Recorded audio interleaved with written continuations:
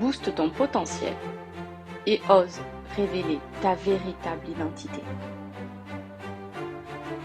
Le podcast qui va rallumer la flamme qui brûle en toi.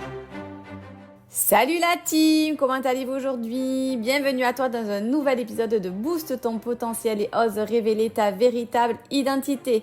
Le podcast qui va rallumer la qui brûle en toi. Je suis Sabrina, ton guide dans ce voyage passionnant vers ton potentiel illimité. Et si tu ne l'as pas encore fait, abonne-toi à cette chaîne, active la cloche, mets un pouce bleu et soutiens-moi dans mon travail. Je t'aimerai alors d'un amour cœur arc-en-ciel, mon petit chat. Aujourd'hui, dans ce tout nouveau podcast, nous allons parler de l'équilibre. Oui, tu sais, ce truc qu'on cherche toute sa vie, atteindre un équilibre parfait et qui devient un challenge du quotidien. C'est parti! On est tous bien d'accord, trouver son équilibre est un véritable défi aujourd'hui dans notre société moderne. Si toi aussi tu as des jours où tu perds pied ou tu es en galère, ne t'en fais pas. Déjà, ça arrive à tout le monde. Ici, je vais explorer avec toi ce sujet et ses perspectives, mais également partager les outils qui m'aident à moi, même encore aujourd'hui au quotidien, que je pratique pour t'aider à trouver cet équilibre tant recherché. Alors, d'abord, je te parle d'équilibre et je te mettrai dans le lien du descriptif une roue, ce que j'appelle la roue de l'équilibre que tu trouveras en PDF, un lien en dessous de cette vidéo. Qu'est-ce qui est important pour toi dans ta vie? Quelle est actuellement, aujourd'hui, ta priorité? Est-ce que c'est ta carrière? Est-ce que c'est ta famille? Est-ce que c'est tes enfants?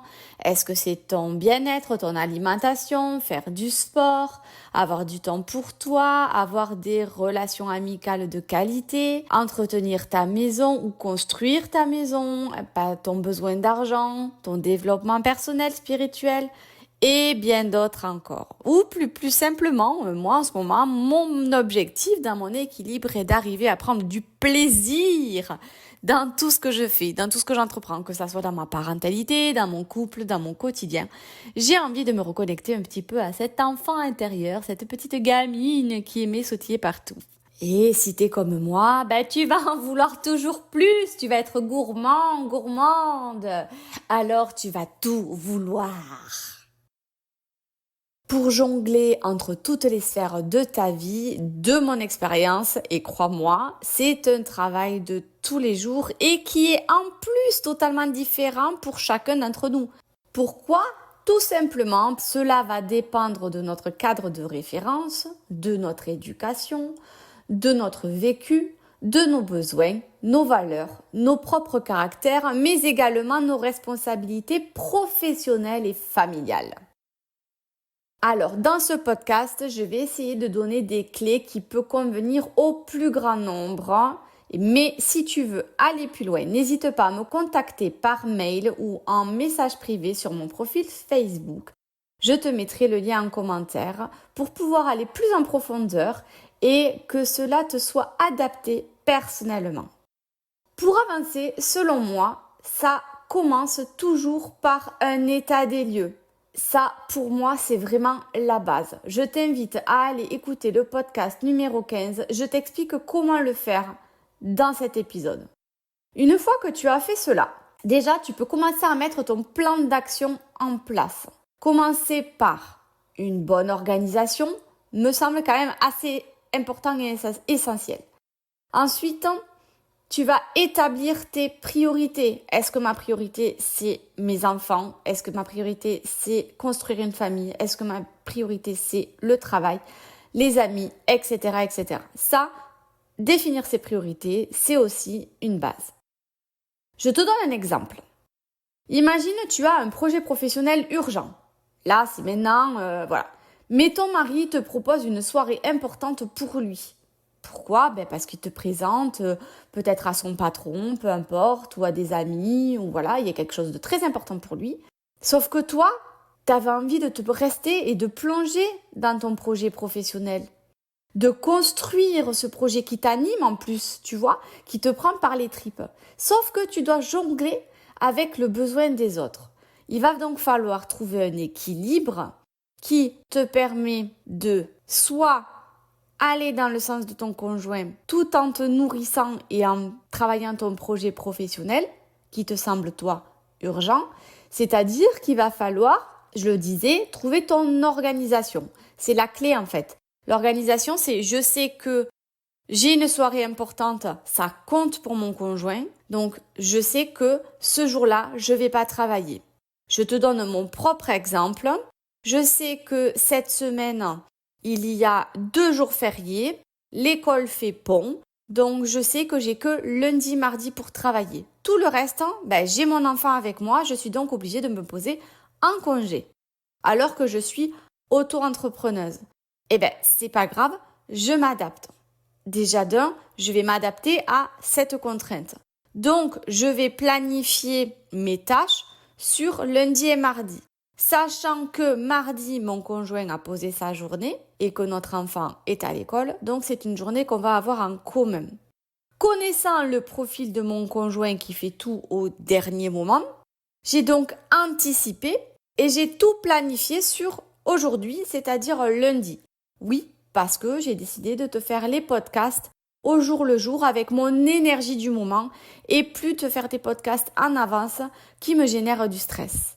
Je me sens plus à l'aise avec cette technique aujourd'hui, donc c'est pour ça que je fais ça plus en one shot.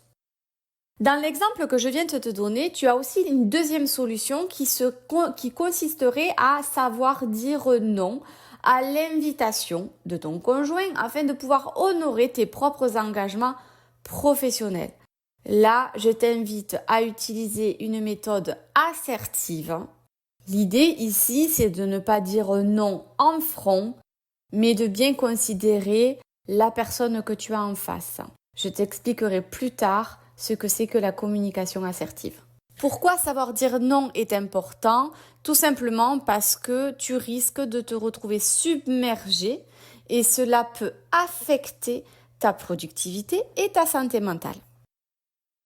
Peut-être que pour toi, c'est ta famille qui va passer en premier. Moi, par exemple, c'est mon cas. Cela signifie que tu veux consacrer beaucoup plus de temps de qualité avec tes enfants et ce, chaque jour. Même si cela signifie parfois sacrifier un peu d'heures supplémentaires au travail ou dans ton entreprise. Attention à ne pas être tout le temps concentré sur ta carrière au détriment de ta vie personnelle parce que tu vas risquer de ressentir un vide émotionnel à l'intérieur de toi avec tout un tas de regrets à long terme. Crois-moi, c'est pas évident. Ensuite, pour trouver un équilibre, je t'invite à définir des limites, des plages horaires pour chaque aspect de ta vie. Exemple, tu pourrais décider de ne pas consulter par exemple tes mails professionnels après 18 heures pour te consacrer pleinement à ta famille et à tes loisirs, notamment à tes enfants, surtout si tu es une Wonder Mom comme moi. Donc, si tu es constamment disponible pour ton travail, même en dehors de tes heures de travail, tu risques encore une fois de te sentir épuisé, de perdre le lien avec tes proches et oublier de prendre du temps pour toi. Apprendre à dire non, il faut savoir le faire quand c'est nécessaire. Et ça, c'est vraiment une très grosse étape pour trouver son équilibre. Ensuite, pour trouver son équilibre, il faut être capable de trouver sa place. C'est-à-dire que quand on va se lancer dans l'entrepreneuriat, je parle pour moi, il m'a été très difficile d'expliquer à mon conjoint pourquoi c'était mon choix, pourquoi je ne me sentais pas bien dans le salariat et surtout qu'il me fasse confiance. Et ça a été très très compliqué dans le sens où pour lui, si tu n'as pas un CDI, tu ne travailles pas. Donc, c'est bien chez les autres quand c'est l'entrepreneuriat chez les autres, mais dans sa maison, il faut absolument que tout le monde soit en CDI. Pourquoi? Tout simplement parce que son cas à lui, c'est son besoin de sécurité financière. C'est vraiment ça qui va être plus important, qui va avoir un impact sur toutes ses décisions. Moi, ça va être mon besoin de liberté. Son cas, c'est la liberté. Mon premier besoin primaire, c'est me sentir libre, de ne pas avoir des contraintes, que ce soit d'un employeur, que ce soit d'horaire, etc., etc. Cela dit, je sais, pour côtoyer des personnes qui le vivent, que tu peux trouver cette sensation de liberté tout en étant salarié. Il suffit juste de trouver la bonne entreprise qui te fait confiance et qui te permet de pouvoir avoir des horaires ou en tout cas de travailler aux horaires qui te conviennent et qui est flexible et qui te permet, toi en tant que maman, de pouvoir avoir cette flexibilité, de pouvoir finir tôt ou commencer tôt à ta guise. Et dernier point, et c'est le plus important, c'est être capable de se foutre la paix. Ça, c'est vraiment quelque chose qui va devenir ton leitmotiv. Pourquoi ? Parce qu'on a tendance à se mettre la barre trop haute, surtout nous les femmes. On a tendance à se dire, justement, il y a une étude qui est sortie qui disait que un homme, quand il postule à un poste, s'il a 55% du CV adapté au poste, il postule. Il ne se pose pas la question, il y va, il fonce. C'est ce qu'on appelle être dans son masculin. Le masculin, dans l'énergétique, est une position d'action. On va être dans l'action, on va être dans le warrior, on va être vraiment dans quelque chose de très fort. Le féminin est quelque chose de plus doux, plus englobant, plus accompagnant, etc., etc. Donc là, l'homme, lui, il va pas se poser la question. Il a 55% de son CV qui match avec l'offre d'emploi, il postule. La femme, pour postuler, elle va avoir besoin d'être à 110% de compatibilité avec l'offre d'emploi à laquelle elle va postuler. Je ne sais pas si tu imagines, c'est énorme. C'est énorme. Et en même temps, ça ne me surprend pas plus que ça parce que je suis comme ça. C'est-à-dire que je ne vais pas postuler pour postuler. Je vais postuler à des offres, ou en tout cas, j'ai postulé à des offres qui étaient à mon niveau. Et il fallait absolument pas que j'ai de lacunes. Si j'avais des choses sur lesquelles ça ne matchait pas, je ne postulais pas. Pourquoi ? Parce que pour moi, mon besoin à ce moment-là était d'être capable d'intégrer mon poste rapidement et d'être efficace rapidement, de pouvoir fédérer les équipes, faire monter les chiffres d'affaires, etc., etc. Donc, je ne postulais qu'à des offres d'emploi où j'étais certaine de pouvoir réussir. Donc, il fallait que je cause toutes les cases. Donc, est-ce que tu penses que j'ai, malgré tout, en ayant coché toutes les cases, eu une carrière professionnelle qui soit un long fleuve tranquille? Absolument pas. Bien évidemment que je me suis cassé la gueule parce que j'ai voulu être trop parfaite. Je m'en suis voulu, je me suis impliquée, je me suis donné corps et âme et ça n'a absolument rien donné. Donc, si j'ai un conseil, fous-toi la paix. C'est vraiment capital que tu comprennes que tu n'as pas besoin d'être à 110% de compatibilité avec l'offre d'emploi. Fous-toi la paix. Accepte que tu peux avoir une marge de progression. Oui, nous sommes que des êtres humains.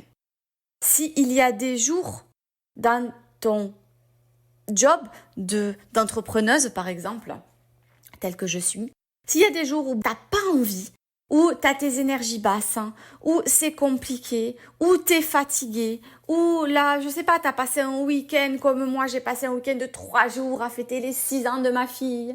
Eh ben, tu vois, aujourd'hui, ouais, j'aurais pu me surcharger parce que j'ai que lundi et mardi pour bosser.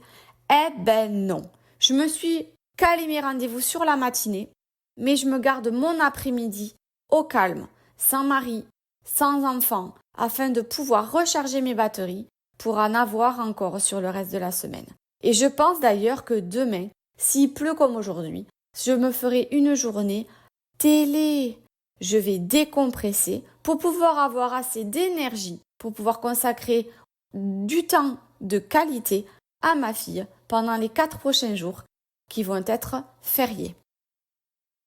Voilà pour le premier chapitre qui était trouver son équilibre. Maintenant, on va attaquer le deuxième chapitre qui est être pleinement présent. Être pleinement présent dans chaque moment est une clé pour trouver ton équilibre, bien évidemment. Cela signifie qu'il faut savourer chaque instant, chaque petite pépite que tu passes avec tes amis, tes enfants, de voir, par exemple, moi, c'est ce que je vivais, ce que j'ai vécu là ces 3 derniers jours. J'ai vu des étoiles dans les yeux de ma fille, de la joie de passer du temps en famille avec ses papis, ses mamies, ses tontons, ses tatis, avec ses meilleurs amis de l'école, etc., pour son anniversaire.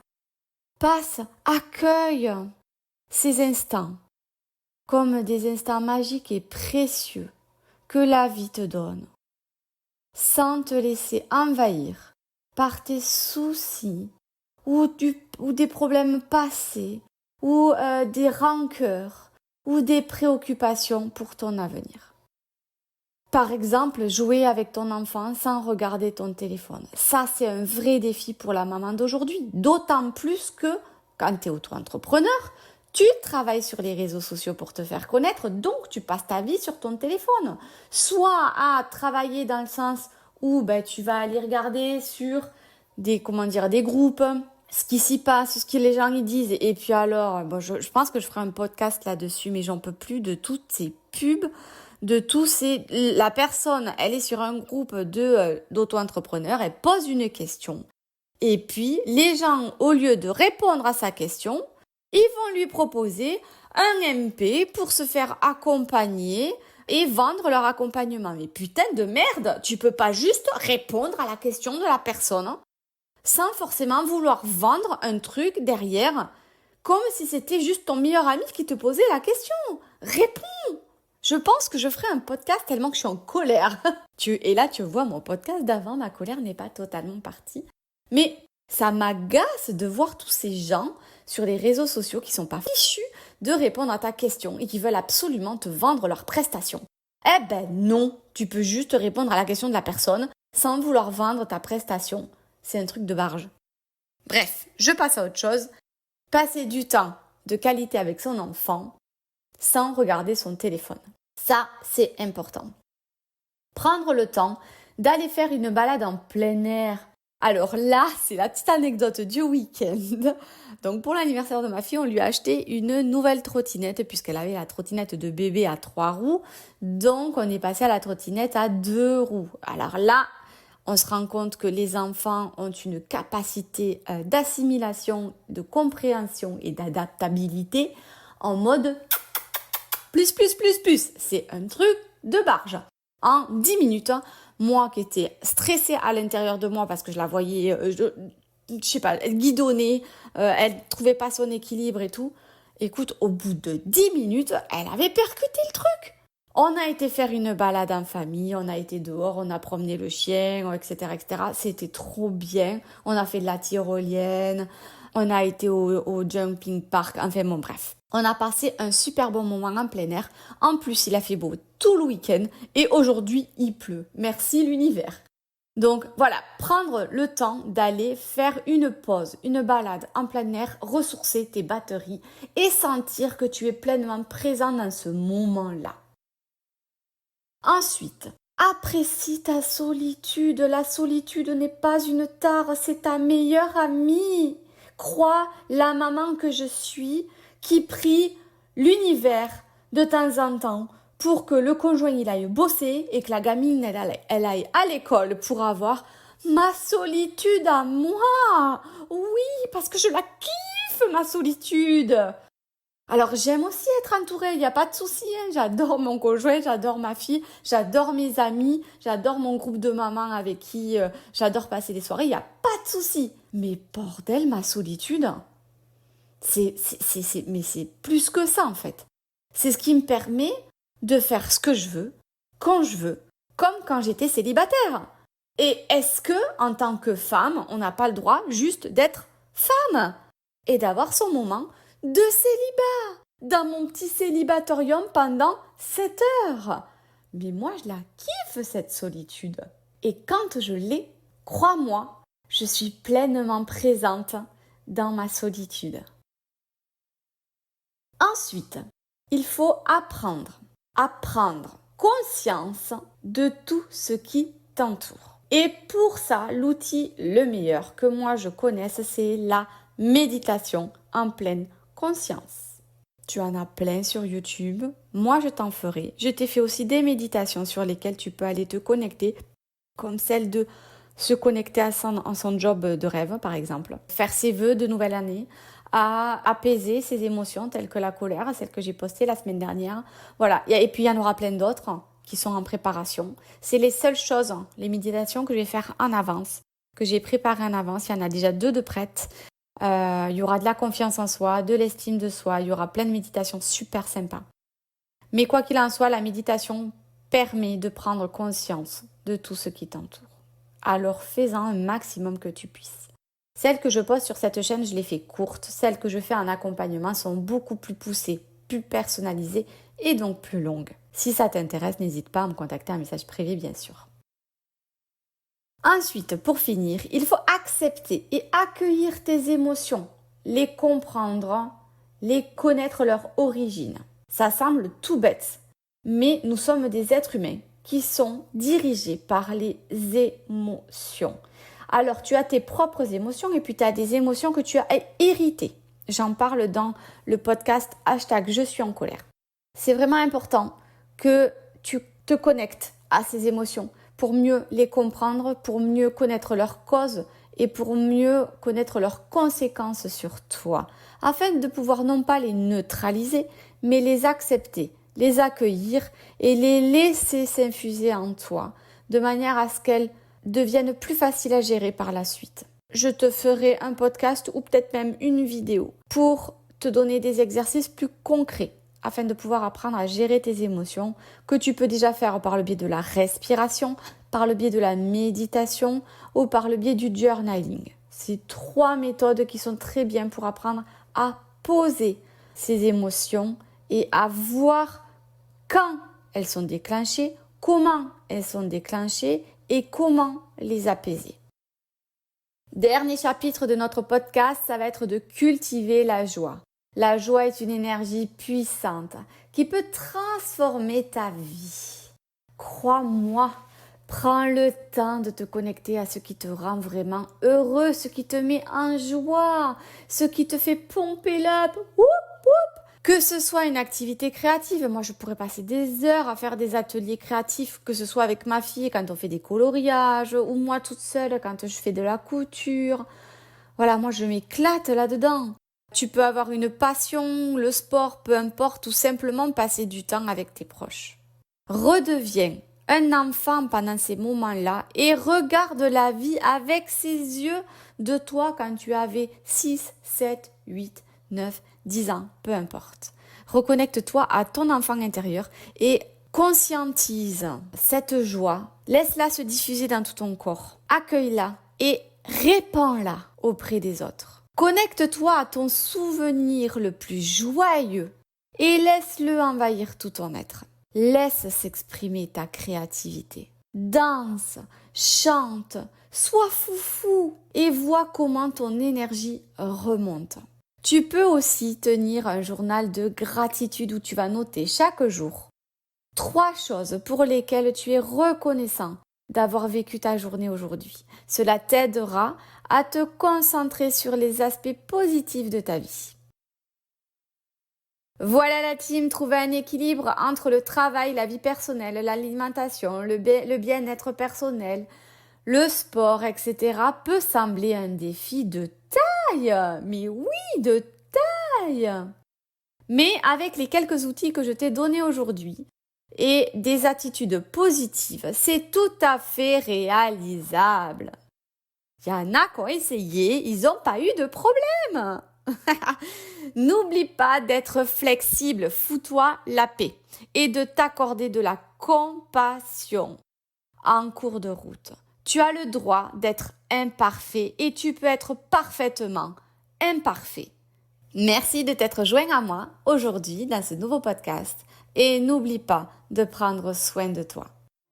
Maintenant, peu importe où tu te trouves, dans le bus, dans le métro, dans la rue, devant la machine à café, ton ordinateur, on va se booster, se motiver pour le reste de la journée en chanson.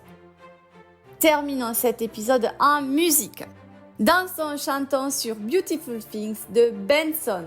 Spéciale dédicace à les personnes qui m'écoutent et qui savent de quoi je parle. Pour avoir dans chaque moment les plus belles choses qui se passent dans ta vie.